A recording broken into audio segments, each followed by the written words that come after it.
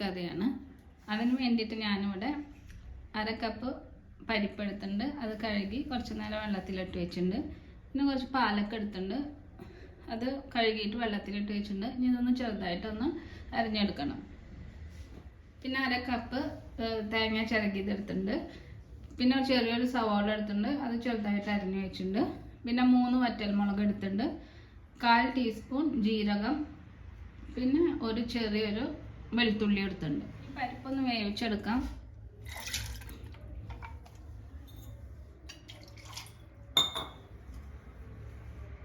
പരിപ്പ് കുക്കറിലേക്ക് ഇട്ട് കൊടുത്തിട്ടുണ്ട്. ആവശ്യത്തിനുള്ള വെള്ളം ഒഴിച്ചു കൊടുത്തിട്ടുണ്ട്. പിന്നെ കുറച്ച് മഞ്ഞൾപ്പൊടി ഇട്ട് കൊടുക്കാം. ഇതൊന്ന് വേവിച്ചെടുക്കാം. ഒരു 2 വിസിൽ വരുന്ന വരെ വേവിച്ചാൽ മതി.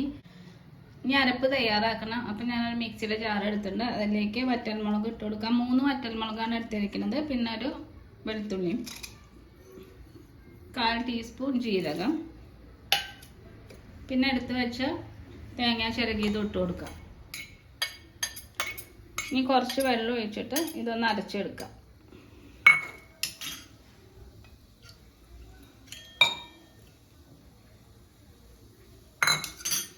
ഇതൊന്ന് അരച്ചെടുക്കട്ടെ. അരപ്പ് തയ്യാറായിട്ടുണ്ട്.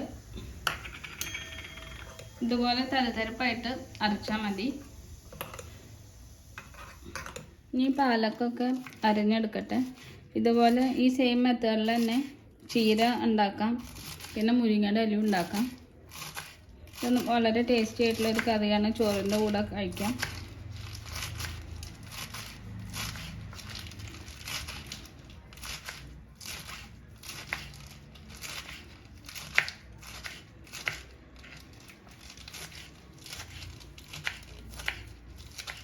ഇപ്പോൾ പരിപ്പ് വെന്തുണ്ട്. ഇനി കറി ഉണ്ടാക്കാൻ തുടങ്ങാം. ഞാനൊരു പാൻ ചൂടാക്കാൻ വെച്ചിട്ടുണ്ട്. ചൂടായതിനു ശേഷം അതിലേക്ക് വെളിച്ചെണ്ണ ഒഴിച്ചു കൊടുക്കാം. പാൻ ചൂടായിട്ടുണ്ട്. വെളിച്ചെണ്ണ ഒഴിച്ചു കൊടുക്കാം. എണ്ണ ചൂടായതുകൊണ്ട് അതിലേക്ക് ആവശ്യത്തിനുള്ള കടുക് ഇട്ട് കൊടുക്കാം. ഞാൻ ഇവിടെ 1 ടീസ്പൂൺ കടുകാണ് എടുത്തിരിക്കുന്നത്. പിന്നെ 1/2 ടീസ്പൂൺ ഉഴുന്നുപരിപ്പ്,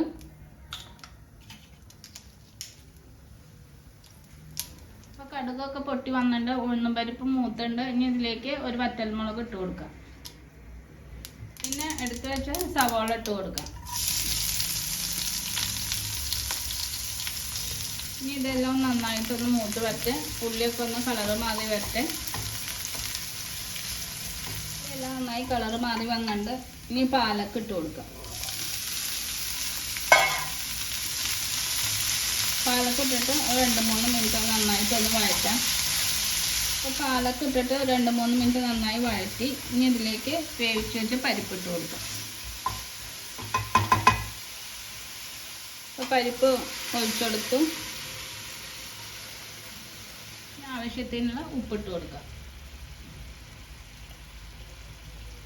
ഇത് നന്നായിട്ടൊന്ന് മിക്സ് ചെയ്യാം.